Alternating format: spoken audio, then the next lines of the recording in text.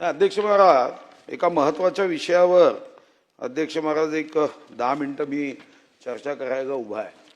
आपल्यालाही माहिती आहे की सन्माननीय देशगौरव युगपुरुष देशाचे प्रधान सेवक नरेंद्र मोदीजी अध्यक्ष महाराज सबका साथ सबका विकास या भावनेनी या देशाला विश्व गौरव करण्याचा सातत्याने प्रयत्न करते। अध्यक्ष महाराज, हा देश भयमुक्त व्हावा, भूकमुक्त व्हावा, नक्षलमुक्त व्हावा, आतंकमुक्त व्हावा, रोजगार युक्त व्हावा। स्टँडअप योजना, स्टार्टअप योजना, युनिकॉर्नच्या संदर्भातला स्केलचा निर्णय आणि अध्यक्ष महाराज, पण यामध्ये महाराष्ट्रामध्येही आपल्याला वेगाने काम करण्याची आवश्यकता आहे। अध्यक्ष महाराज, मी आर्थिक पाहणी अहवालाचं पेज 273 जेव्हा मी वाचलं तेव्हा लक्षात आलं की सन्माननीय मंत्री महोदयांच्या नेतृत्वामध्ये व सन्माननीय माननीय आदरणीय मुख्यमंत्र्यांच्या नेतृत्वामध्ये यामध्ये जास्त काम करण्याची आवश्यकता आहे। अध्यक्ष महाराज, हा आकडा आहे। अध्यक्ष महाराज, आज महाराष्ट्रामध्ये वर्ष अखेरीस चालू नोंदवहीत असलेल्या बेरोजगारांची संख्या आहे 73,74,000।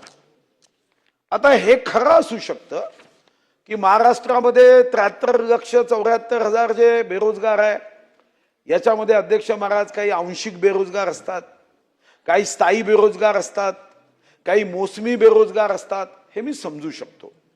पण अध्यक्ष महाराज, एक रोजगारयुक्त महाराष्ट्र करायचा असेल तर अध्यक्ष महाराज त्यावर चर्चा करण्यासाठी मी अध्यक्ष महाराज उभा आहे।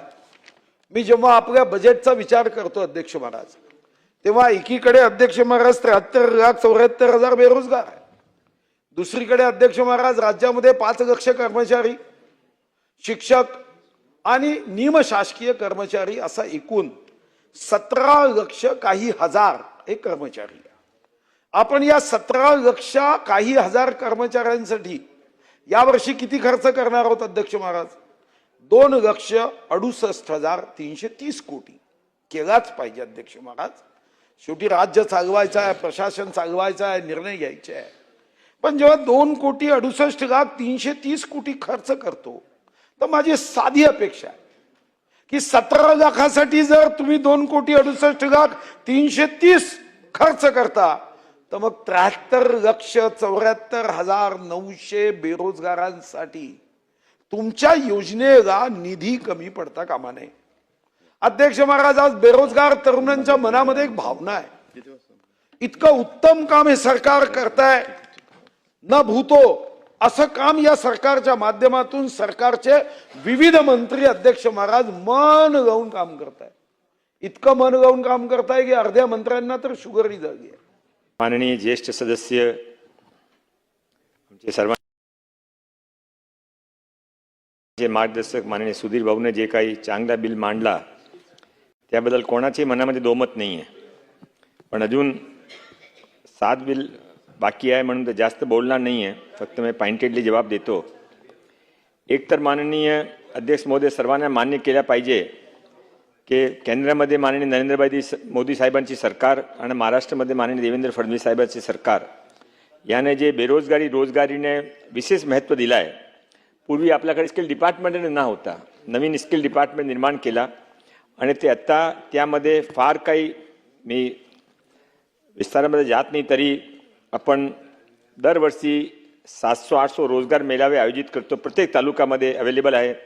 मुख्यमंत्री युवा कार्य प्रशिक्षण योजनामध्ये आपण चांगला 1,38,000 उमेदवारांना कार्य प्रशिक्षण घेतला।